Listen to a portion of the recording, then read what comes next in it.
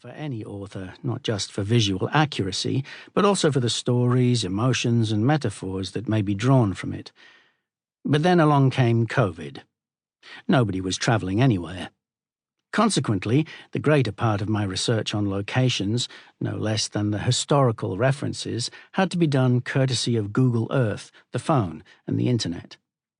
We all know its shortcomings, but for the historical novelist and any other seeker after knowledge, the web is indispensable and provides in seconds information, always to be double-checked, that would once have taken weeks to find through printed books and newspapers.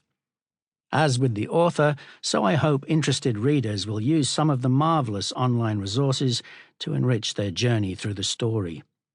A quick search of the principal characters, ships, battles, locations, references, and so on, will usually reveal a wealth of historical and contemporary illustrations, portraits, photographs, and information.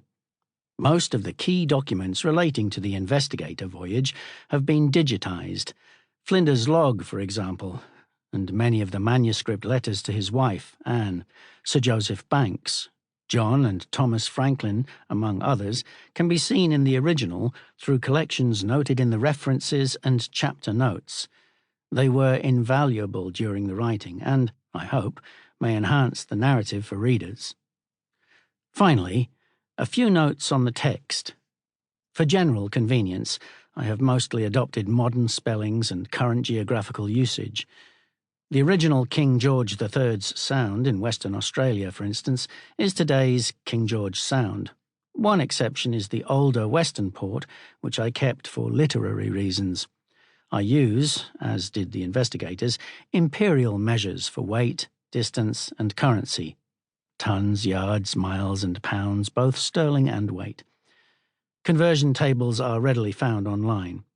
For those surprised by the term Indians, used in conversations referring to Aboriginal and Torres Strait Islander people, the word was often used by Europeans to describe the indigenous inhabitants of countries around the world. Columbus always believed he'd found the Asian Indies, hence the native people of North and South America are still called Indians. We have the West Indies in the Caribbean, and until independence in 1948, Indonesia was known as the Dutch East Indies.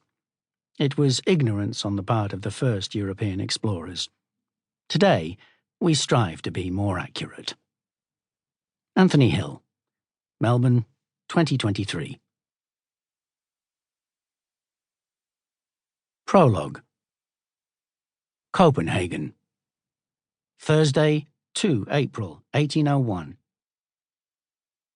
It was the silence, just before battle was joined, that the boy John Franklin always remembered first about Copenhagen.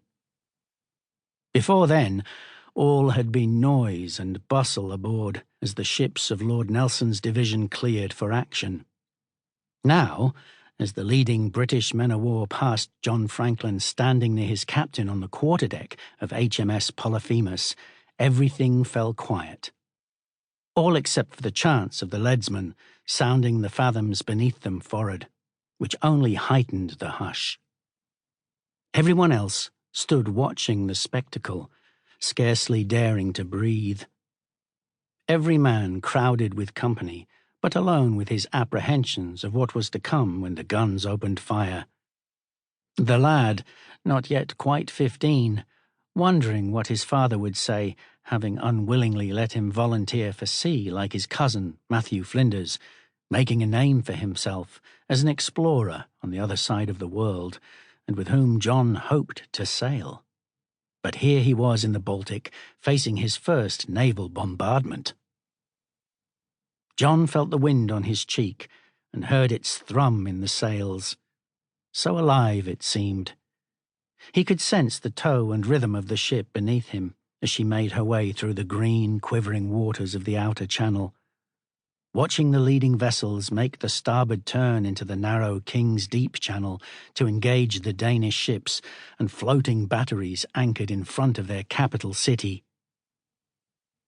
Waiting, with every nerve in his body stretched with anticipation and uncertainty, the whispered makings of a prayer on the young fellow's lips, when an officer's cry to Captain Lawford broke through all their